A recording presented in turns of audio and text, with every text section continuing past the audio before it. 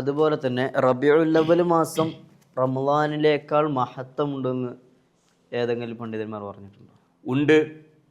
ഇവർക്ക് എങ്ങനെയെങ്കിലും നമ്മളെ വാദപ്രകാരം ഞാൻ പറഞ്ഞല്ലോ, ഇമാമിയങ്ങൾ പറഞ്ഞതിൻ്റെ അപ്പുറത്തേക്ക് നമ്മളൊന്നും ചെല്ലാറില്ല. ബഹുമാനപ്പെട്ട ഇബ്നുൽ ഹാജ് റളിയല്ലാഹു അൻഹു, ഈ ഇബ്നുൽ ഹാജ് തങ്ങൾ ഈ വിഷയം സമർത്ഥിക്കണമെങ്കിൽ വ്യക്തമായ തെളിവിൻ്റെ അടിസ്ഥാനത്തിൽ വഹാബികൾ ഇബ്നുൽ ഹാജ് റളിയല്ലാഹു അൻഹു ഈ മാസത്തിനേക്കാൾ റമളാനിന് പ്രത്യേകതയുണ്ട് എന്ന് സമർത്ഥിക്കുന്ന സമർത്ഥനം കണ്ടാൽ ആരും അതിൻ്റെ മുന്നിൽ അടിയറോ വെച്ചു പോകും. വ്യക്തമായ തെളിവിൻ്റെ അടിസ്ഥാനത്തിലാണ്. ബഹുമാനപ്പെട്ടവർ പറയട്ടെ, എന്താണ് ബഹുമാനപ്പെട്ടവർ പറയുന്നതെന്ന് നോക്കാം. അപ്പോൾ പറയും, കണ്ടോ റമളാനിനേക്കാൾ, റമളാനാണെങ്കിലോ ലൈലത്തുൽ ഖദ്റുള്ള മാസമാണ്. ആ ലൈലത്തുൽ ഖദ്റുള്ള മാസത്തെക്കാൾ ഈ സുന്നികൾ പറയുന്നു മുത്തുനബി ജനിച്ച മാസത്തിനാണ് പവർ. സുന്നികൾ പറയുന്നത് പ്രാമാണികരായ ഇമാമിയങ്ങളുടെ തെളിവിൻ്റെ അടിസ്ഥാനത്തിലാണ്. അവര് 10,000-കണക്കിന് ഹദീസുകൾ മനപ്പാടമുള്ളവരല്ലേ. ഇതിൻ്റെ അഥവാ അൽ മദ്ഖലിൻ്റെ 2ാമത്തെ വോള്യം 29ാമത്തെ പേജ്. നമ്മളൊന്നുമല്ല പറയണട്ടോ, ബഹുമാനപ്പെട്ട ഇബ്നുൽ ഹാജ് തങ്ങൾ പറയാം, ഫലഇൻ കാന ശഹൂറു റമളാന ഉഖ്തുസ്സ ബിലൈലത്തിൽ ഖദ്രി വഅളീം ഖദ്രിഹാ അൽ മശ്ഹൂരി അൽ മഅറൂഫി വഅന്ന ഫീഹാ യുഫ്റഖു കുല്ലു അംരിൻ ഹകീമിൻ അലർ റാജിഹി وأن قيامها يعدل عبادة 1000 شهر ليس فيها ليلة القدر في أشق العبادات وهو الجهاد في سبيل الله تعالى. എന്ന് പറഞ്ഞാൽ വിശുദ്ധമായ റമളാൻ മാസം അല്ലാഹു സുബ്ഹാനഹു വ തആല 1000 മാസത്തെക്കാൾ പവറുള്ള ഒരു രാവ് ആ മാസത്തിലുണ്ട് എന്ന് പഠിപ്പിച്ചിട്ടുണ്ട്. അപ്പോൾ ഏറ്റവും വലിയ പ്രാധാന്യമുള്ള മാസമാണല്ലോ പരിശുദ്ധമായ റമളാൻ. فعلم ذلك كله حصل لنا بإخباره عليه الصلاة والسلام وفضيلة الأوقات تلقيناها منه وعنه عليه الصلاة والسلام.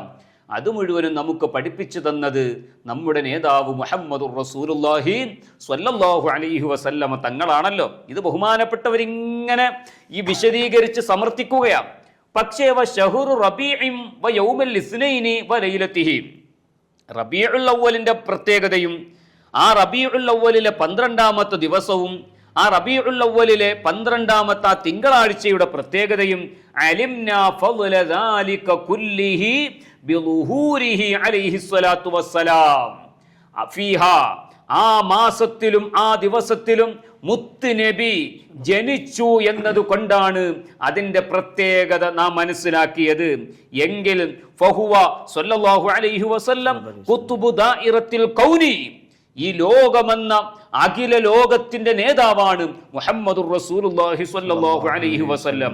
വല്ലദീ ഖുലിഖൽ വജൂദു ലിഅജലിഹി വല്ലദീ ഫുളിലത്തിൽ ഔഖാതു ബിബറകതിഹി വല്ലദീ ഖുസ്സതു ഉമ്മത്തുഹു ബിലൈലത്തിൽ ഖദ്രി മിൻ അജ്ലിഹി.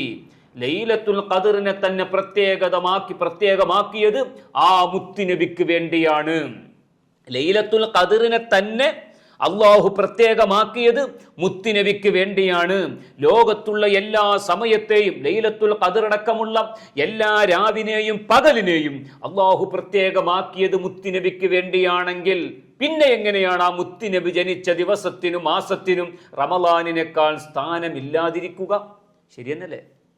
ലൈലത്തുൽ ഖദ്ർ കൊടുത്തതാർക്കാ? മുത്തുനബി സല്ലല്ലാഹു അലൈഹി വസല്ലം.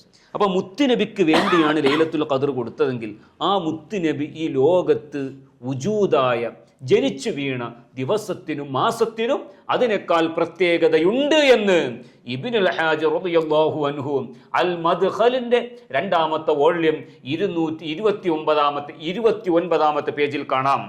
ഇതേ വിഷയം തന്നെ അൽ മവാഹിബുൽ ലദുന്നിയയിൽ ഇമാം ഖസ്തല്ലാനി റളിയല്ലാഹു അൻഹും രേഖപ്പെടുത്തുന്നതായി കാണാം.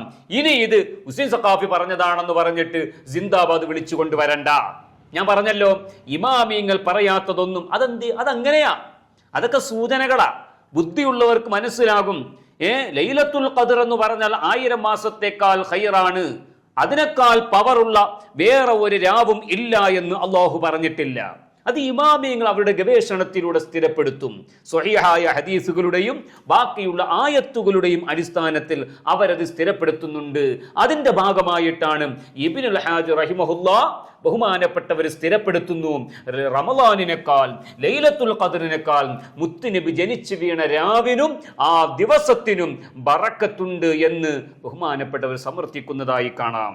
അത്രത്തോളം ഈ മാസത്തിനും ഈ ദിവസത്തിനും പ്രാധാന്യം പ്രത്യേകത കണ്ടവരാണ് മുൻകഴിഞ്ഞുപോയ പണ്ഡിതന്മാരെന്ന് ആ വസ്തുത നിങ്ങൾ മനസ്സിലാക്കണമെന്ന് ഓർമ്മപ്പെടുത്തുകയാണ്.